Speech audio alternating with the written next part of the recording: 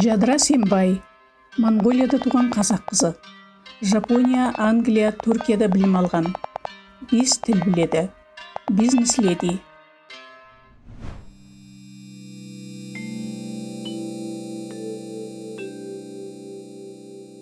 Сәлеметсіздер ме? Сакураның жұпары атты бұл сұхбатымыз Жапонияда 15 жыл бойына тұрып, енді қазір Қазақстанға келіп өмір сүріп жатқан Жадыра атты қазақтың қызымен өткіземіз сұхбатымызда. Бұл сұхбатымыз 4 бөлімнен тұрады. Бүгін соның бірінші бөлімін көретін боласыздар. Ал енді қалған бөлімдерін жіберіп алмас үшін парақшамызға жазылып қоюларыңызды ескертеміз. Кеттік ендеше. Жадыра, бірінші сұрағым мынандай. Сен 15 жасыңда әлі кәмелетке толмай тұрып, кішкентай ғана қыз кезіңде Жапонияға барып, білім алуға талпыныс жасадың. Атанаң қалай қорықпай сені осындай кішкентай кезіңде Жапонияға жіберді? Менің атанам ең біріншісі ойлаған ойлары, олар қызымыздың ең қатты білімді қыз болсын деп ойлады. Сол себептен мені жаңағы атанамның қасында болу уақытын құрбандыққа шалып, ұзақ шалғайға, теңіздің ар жағына, кішкентай ғана аралға білім алсын деп жіберген. Баланы аясаң, балаңды аяма деген қағиданы ұстанған екен ғой атанаң, е? Әлі күнге дейін сол қағиданы ұстанады ол атанам. Есесіне, қазір сен білім алып, әлгі атанаңның қасында болмаған кездеріңнің есесін қазір қайтарып алып жатырсың, атанаңды қасыңа көшіріп алдың, солай ма? Жапонияға. Білім алып, өз қолың өз аузыңа жеткеннен кейін, қызмет болғаннан кейін, жұмысың болғаннан кейін, атанаңды асырай алатын әлетке жеткен уақытта, атанаңды қасыңа қолыңа көшіріп алдың, солай ма? Қазір ол кісілер қайда тұрып жатыр? Ол кісілер қазір Токиода тұрады. Токиода тұрып жатыр. Екі ініммен бірге, атанам бірге, Аллаға шүкір. Өзің Алматы мен Токионың арасында жүрсің? Иә, қазір. Қызмет бабыменен? Иә, қызмет бабымен. Өте жақсы. Ал енді бөтен ортаға сондай кішкентай кезіңде барып, судай сіңіп, тастай батып кету оңайға соқпаған шығар. Қиналған кездерің болған шығар. Бірден кейін Құдай мені бұл жерге қайдан айдап келді деп қиналған сәттерің болған шығар шамасы, иә? Болды. Ең басында, бастапқы 1-2 жылдан кейін Жапонияға бара сала, сіз барлықтарыңыз білулеріңіз мүмкін. 2011 жылы Жапонияда үлкен цунами болды, жер сілкінісі болды. Сол кезде жаңағы ең қатты қиын болды маған. Менің аталарымды көрмеген цунамиді көрдім. Жаңағы мектепте оқитынмын. Мектепті тастап кетейін десем, өзімнің мақсатыма жетпей, еліме қайтудан ұялдым. Ал басқа елден келген балалар болды ма? Иә, Америкадан, Англиядан, Қытайдан келді, Еуропаның барлық мемлекеттерден келген балалар болды. Оның барлығы еліне қайтып жатты. Кетіп қалсам еліме оларға деген бір сатқындық секілді болып қалды ма? Сезілді. Иә, сатқындық секілді сезілді. Қазақтарды ешқашан сатқын деп ойламасын деп ойладым. Қарай гөр. Сол күште де мені арғарай жетелеп, Жапонияда қалуға, мен де жапондықтарды жаңағы сіздердің елдеріңізді қиын жағдай болып жатыр, мен кетуім керек деу, ол адамгершілікке жатпайтын қасиет деп ойладым. Жапонияда 47 префектура өңір бар. Сол өңірдің әр өзінің диалектісі бар. Саған тілді үйрену қиынға тиді ме? Қиынға тиген жоқ. Себебі жапон тілі қазақ тіліне өте ұқсайды. Солай ма? Иә, адамның миы өте ерекше жаратылған. Бір нәрсені білген сайын ол саған оңайға түседі. Негізі жапон тілінің грамматикалары өте ұқсас қазақ тіліне. Солай ма? Ал менің сөйлеу әдіс тәсілім токиолық деп аталады. Токиолық. Иә, токиолық. Өйткені жаңа 47 префектураның өзінің диалектілері бар ғой. Сен токиолық диалектімен сөйлесің. Өте жақсы. Ал енді оқып жүргенде, енді мектепте жүргенде әрине табыс таба қою қиын шығар. Жоғарғы оқу орнына түскенде мынау параллельно табыс табуға тырыстың ба, өзіңді өзің қамтамасыз еттің ба қаражатпен, болмаса ата-анаң қамтамасыз етті ма, қалай күн көрдің? Қазақта бар ғой, қыз баланы ешқашан қарын аштырып, жаңағы қиын жағдайға қалдырмау керек, оны молшылық жағдайда ұстау керек деп айтатын. Менің қандай бір жаман жолға түспеуіме, жақсы өнегелі тәрбие алып, сол жерде білім алуына, сол ата-анам қаржы жағынан болсын қиналмасын деп, ай сайын $1000 салып тұратын еді. Бірақ одан кейін, мысалы, Жапонияда жұмыс жасауға 16 жастан рұқсат береді. 16 жастан. Одан кейін өзім жаңағы жұмыс жасап, жазғы демалыста, қысқы демалыстарда күніне 4 жұмысқа барып тұратын кездерім болады. Қандай жұмыс істедің сонда?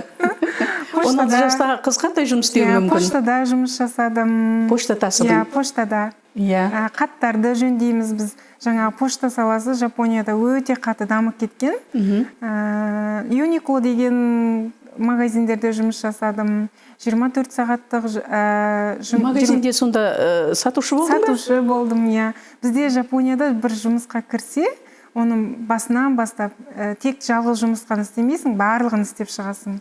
Қарай көр. Сөйтіп, кейде мысалы 78 сағатқа дейін ұйықтамаған кездерім болған. Келесі жұмысқа бару үшін метроға отырамын ғой. Сол кезде 15-20 минут метроның ішінде ұйықтайтын кездер болған. Ол 15-20 метроның ішінде ұйықтағанның өзінде де соншалықты үлкен, көп ұйықтап қалған сезімдей бір сондай құнарлы, нәрлі сондай ұйқы болатынды ол. Қиналған уақытта кішкентай ұйқының өзі адамға күш қуат береді дейсің ғой. Көптеген ата-аналар Жапония әсіресе қыз балалар үшін қауіпсіз деп, қыз балаларды Жапонияға оқуға жіберуге тырысады. Мысалы, Америкаға қарағанда, Европа елдеріне қарағанда қауіпсіз деп. Шынымен де солай ма? Расымен де солай. Түннің бір уағына дейін жүрсең де, бүкіл жерде ешқандай қорқыныш жоқ, ешқандай бір жаман адамдар кездеспейді. Жапониядағы жұмыссыздық көрсеткіші 3% екен. Пандемияға дейін тіпті 2% болыпты. Сонда бұл дегенің үкімет халықты барынша жұмыспен қамтамасыз етеді деген сөз бе, әлде әркім жұмысты өзіне өзі тауып ала ма? Негізі қазақта бір жақсы бір мақал бар ғой, 2 қолға 1 күрек дейді. Адамның 2 қолы болса 1 күрек табылады әрқашанда. Сондықтан егер өзің қаласаң, өзің қаласаң, жапондықтар еңбек еткенді ең жақсы көреді. Бос отырғанды ең қатты ұнатпайтыны, жек көрінішті қылық деп ойлайды. Ол кісілер пенсияға шықса да жаңағы қызмет етеді. Тегін болсын қызмет етеді. Ол еңбек ету, ол жапондықтардың жаңа тал бесіктен жер бесікке дейінгі мақсаты секілді. Жапондықтардың мінез құлқында мен білетін бір ерекше қасиет бар. Олар саған былай айтуы мүмкін. Өзіңменен бір қыдырып қайту керек еді деп әңгіме барысында. Бірақ ол оның сеніменен қыдырып қайтқысы келетінін, шынымен де қыдырып қайтқысы келетінін білдірмейді. Ол жай ілтипат үшін айтылатын нәрсе. Ал біздер мысалы айттық, сол айтқан нәрсе орындалу керек, тура мағынасында түсінеміз ғой енді. Сөйтіп, жапондықтардың жаңағы ілтипат танытып тұрғанын түсіну үшін, олардың алдында әпенде болып көрінбес үшін, мынау жапондықтың сөзі менен ниетінің ортасы, шекарасы қай тұста екенін білу керек шығар. Сен соны ажырата аласың ба? Әзірге дейін маған ондай жағдай туындамады. Солай ма? Негізі жапондықтардың айтылған сөзі атылған оқ. Бұл енді ол жапондықтардың терең психологиясы. мүмкін жапондықтарға солай істеуі мүмкін. Мен енді шетелден келгенмін ғой. Ой, шетелден келген жаңағы адамға олай жасамайық, жапондықтарды дұрыс түсінбей қалар деп, мүмкін солай істеуі мүмкін. Мүмкін, иә, олай да мүмкін.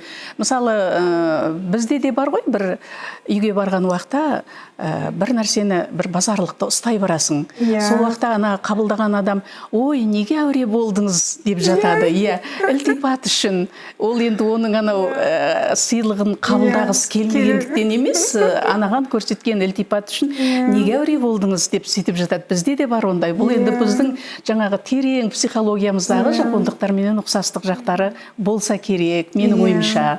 Өзіңді Жапон елінің несі, қандай ерекшеліктері таң қалдырады?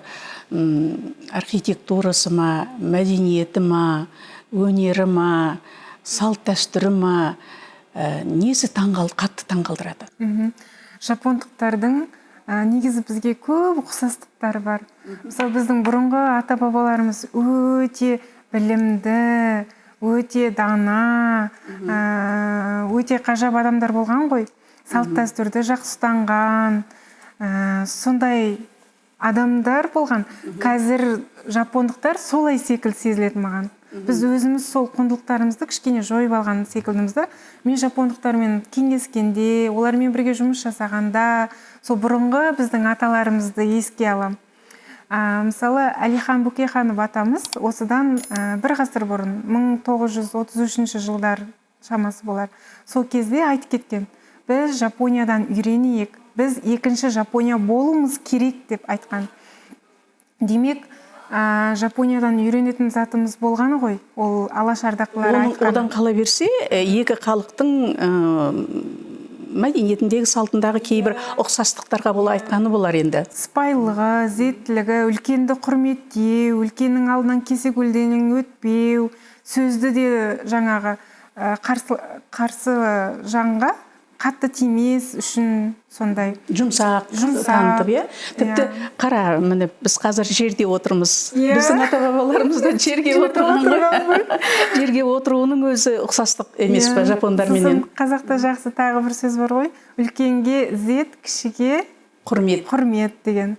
Сол секілді, сол бір андай қазақтың бір мақалдарына, мәтелдерімен жүретін секілді сезіледі жапондықтар. Сол жағы маған соған сай келеді дейсің ғой. Енді мына нәрсені білгім келеді.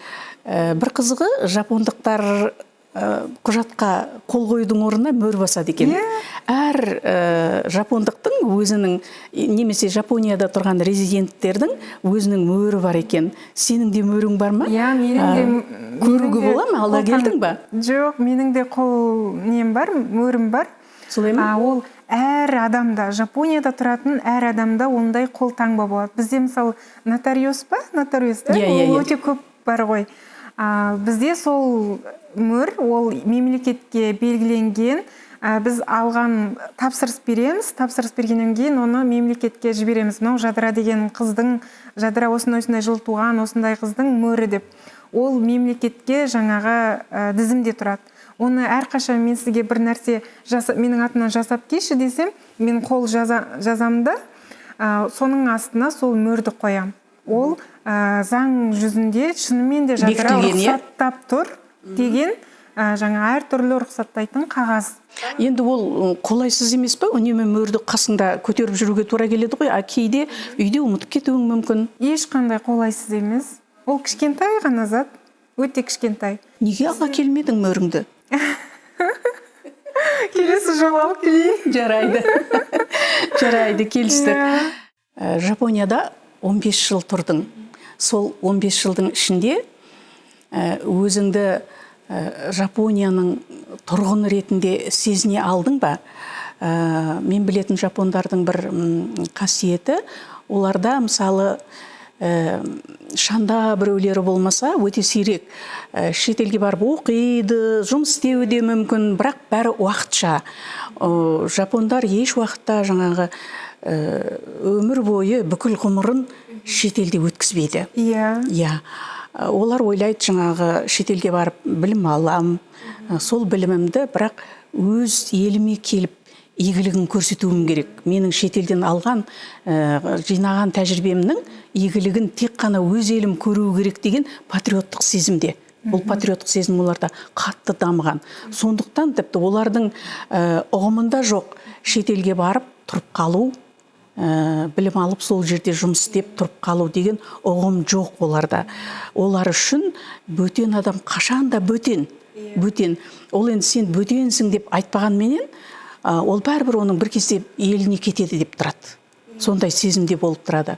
Әрбірден кейін сен қашан қайтасың деп сұрай салу оларға таңғаларлық емес, норма, ол қалыпты жай. Өзіңді бір бөтен сезінген кездерің болды ма Жапонияда жүргенде? Болды. Мен сол алғаш рет жұмыс жасап жүрген кездерім болатынды. Сол кезде әртүрлі заттарды жаңағы жапонша мағынасын білмей, басқаша мағынада айтып қоятынды. Сол кезде мені бастық жаңағы шақырып алып айтты: Жадыра, сен жапон тілін білмесең, Жапонияның салт дәстүрін білмесең, не үшін сен Жапонияға келдің? Оданша емен еркін, өзіңде рахат, өз еліңде неге өмір сүрмейсің? Мысалы, мен қазір өз елімде өмір сүріп жатырмын, өз елімде еңбек етіп жатырмын, өз елімде күн көрісімді істеп жатырмын. Сен де өз еліңе барып бақытты бола аласың ғой, мен қазір бақыттымын дейді. Сен қазір бақытсызсың, біреудің елінде жүрсің, және тілді білмей тұрсың, қалай айтылатынын білмейсің, сен үшін қиын. Сен оданша өз еліңе барып, өз тіліңде сөйле, өз жеріңде бол, өз тамағыңды же деп айтты. Сол менің жүрегіме қатты тиді. Осыдан енді 13 жылдың алды ғой. Сол кезде мен ойладым, мен өз еліме барсам, қандай тілде сөйлеп жатыр қазір? Қазақ тілі емес әрине. Көп ол кезде керектенбеді ғой. Менің ана тілім қазақ тілі ғой. Мен өз ұлтыма барсам да қазақ тілін сөйлей алмас едім.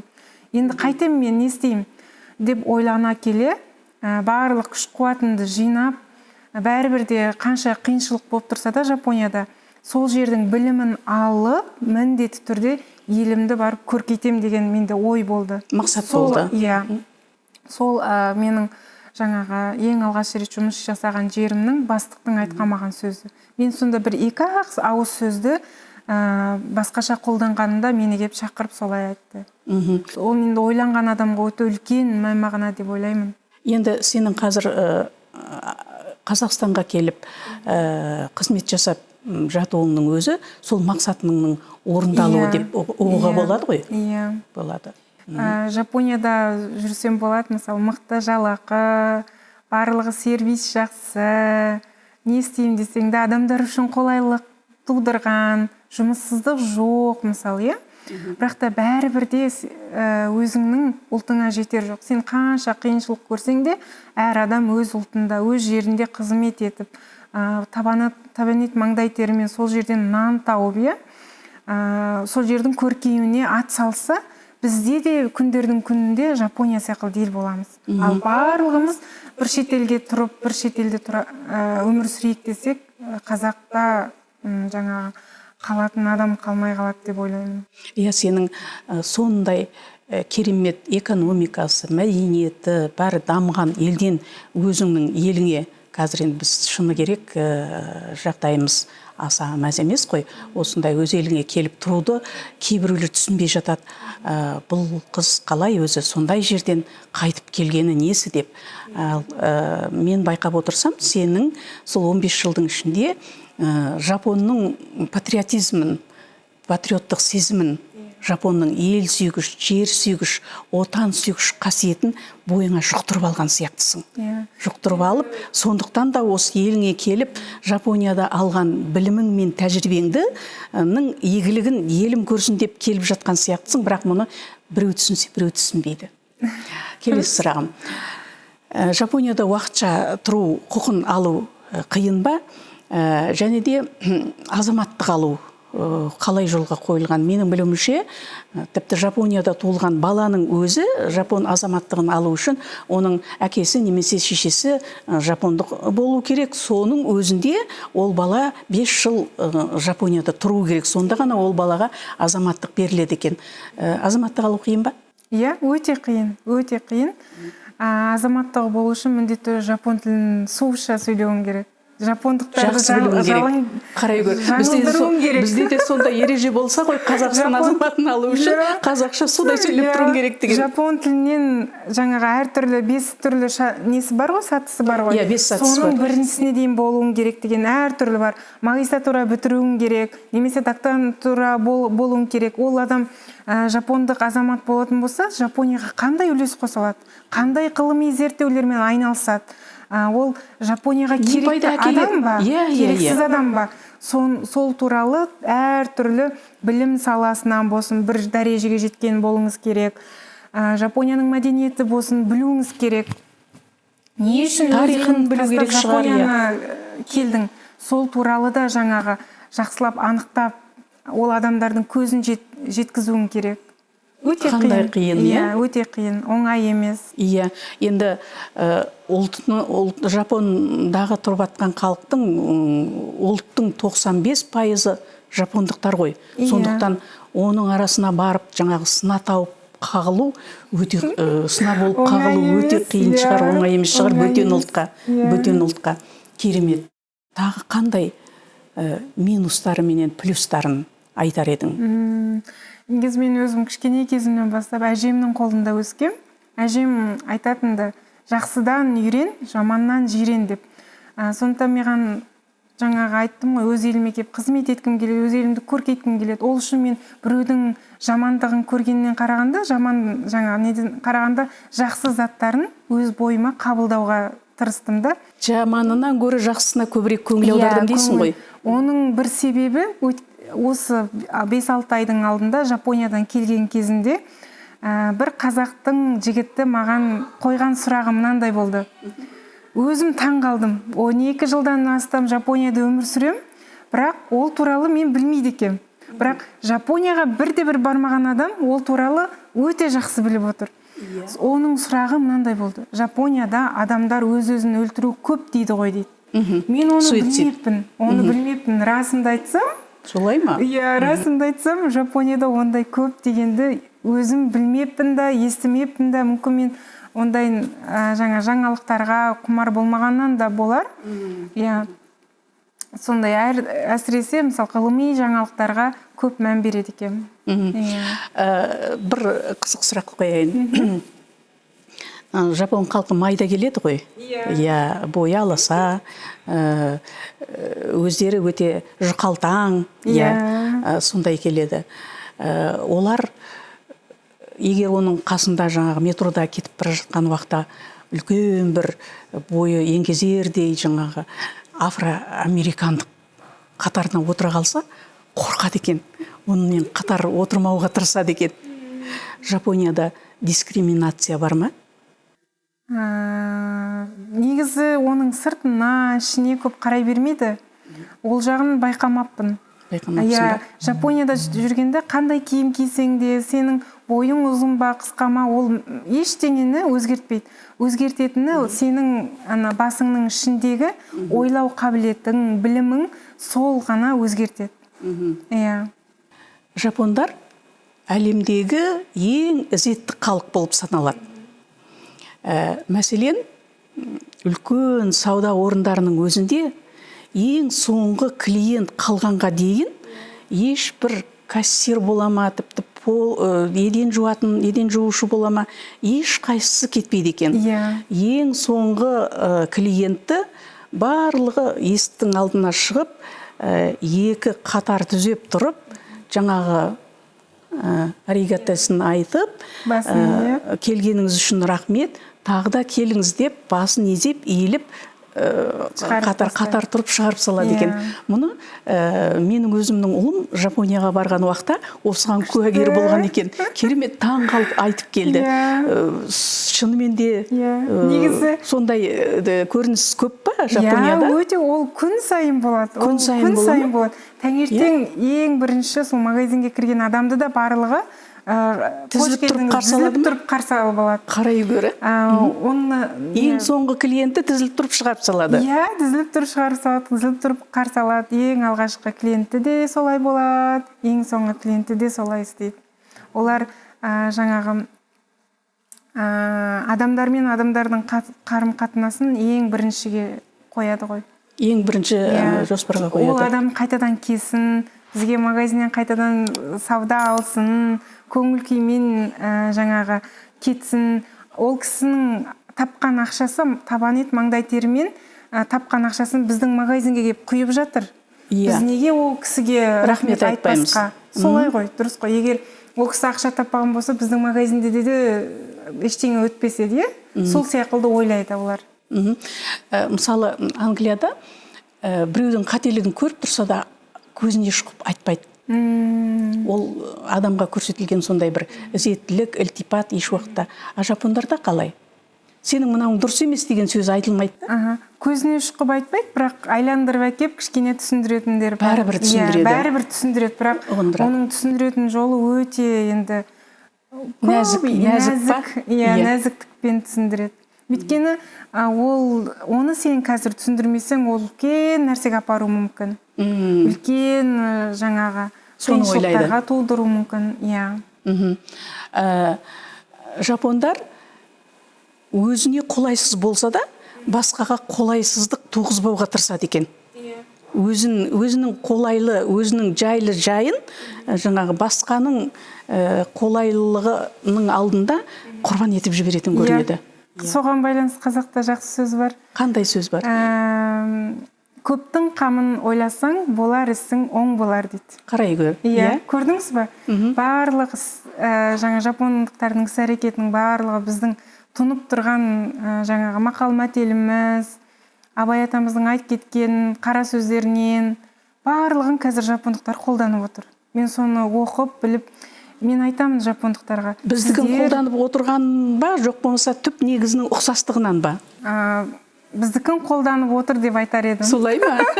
Себебі Жапонияда да бұрын өте нашар халық болған, өте қампезер, дүние жүзінде ең жек көрінішті, экономикасы төмен, білімсіз, надан, жейтін асына да тамақ жоқ, жалқау, сондай халық болған. Қашанға дейін солай болып келген? Қашаннан бастап түзеле бастаған? Ол Мейжи деген кезеңі бар. Мейжи кезеңі, ол Мейжи хан император кезінен бастап, олар түзеле бастады. Қалай түзелді білесіз ба? Жаңағы әр император айтты, әр елге, барлық ел, дүние жүзінің еліне біз студент, оқысы келетін адам болса, оқуға жібереміз. Сол елден жаманшылығын емес, тек қана жақсылығын алып, елге келу керек, оралу керек дейді. Сонда, тек сендер олардың жаманшылығын емес, жақсылығын алып келіңдер дейді. Жақсылығын барлық ел, енді ол 5 жыл оқиды, 6 жыл оқиды, оқып келеді, өз елдеріне Жапонияға келеді. Мысалы, Англияда сол кезде мен ойлағам, Қазақстанға да жіберген шығар деп. Қазақтың жақсылықтарын үйреніп кеткен шығар дейсің ғой. Қазақстанға да жіберген шығар, сол кезде деп ойлаймын да. Ал бүгін өкінішке орай, біздің өзімізге жапондардан үйренуге тура келіп тұр. Ал сен Жапонның тағы қандай жақсылығын алып келдің Қазақстанға? Қандай жақсылығын үйреніп келдің? Тағы да. Сағат ұстау, уақытты бағалау, жаңағы қандай бір нәрсенің дәлдікке, қадір қасиетін білу. Мысалы, мына таулар күшті көрініп тұр. Біз неге бақыттымыз деп өзімізді сезінуіміз керек. Ондай сезіну деген жоқ бізде, мысалы. Табиғатқа тамсанбаймыз, дейді ме? Табиғатқа тамсанбаймыз. Бүкіл нәрсе бекерден бекер емес. Біз үшін жаратты. Осы Алматыны Қазақстан үшін, мысалы, қандай әдемі, таулары көрікті, сондай. Неге қолда бар алтынның қадірі жоқ деген ойға қаласың ғой енді. Қазір Қазақстанда жүрсің. Қазақша сөйлегенде жапонша ойлап барып қазақша сөйлейсің ба? Жоқ болмаса қазақша ойлап қазақша сөйлейсің ба? Ал жапонша сөйлегенде ше, бірінші қазақша ойлап жапонша сөйлейсің ба? Жоқ, жапонша ойлап жапонша сөйлейсің ба? Негізі Қазақстанға келген кезде бір дегенде жапонша ойлап тұратында, соң қазақша сөйлегім келеді. Қазақшаны ақырын сөйлейтін едім. Қазір тез қазақша сөйлеуге үйреніп кеттім. Өйткені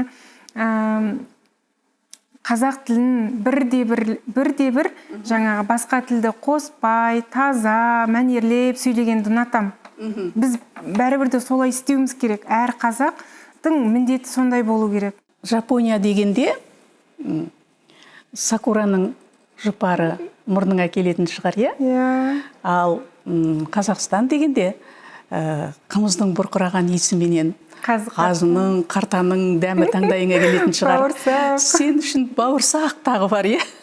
Сен үшін қайсысы құдіреттірек? Әрине қазы, қарта, бауырсақ мен үшін ең бірінші. Иә. Рахмет, бүгінгі әңгімемізді осымен тәмамдаймыз. Енді Сакураның жұпары атты сұхбатымыз, жадырамен болатын сұхбатымыз 4 бөлімнен тұратынын айттық қой енді. Келесі сұхбаттарымызда Жапонияның салт дәстүрлері, Жапонияның демографиясы, Жапониядағы білім туралы әңгімелейтін боламыз. Сондықтан жіберіп алмаңыздар, парақшамызға жазылыңыздар. Және де сіздер Жапонияда болып көрдіңіздер ма? Көрсеңіздер, несі сіздерді қызықтырды? Болғыларыңыз келеді ма? Және Жапония туралы не білесіздер? Қандай сауалдар, қандай мәселелер сіздерді қызықтырады? Сол жайында комментарийға қалдырып кетіңіздер. Сау болыңыздар. Сау болыңыздар. Жапонша қалай болады? Сау болыңыздар. Сайонара. Қалай? Сайонара. Сайонара.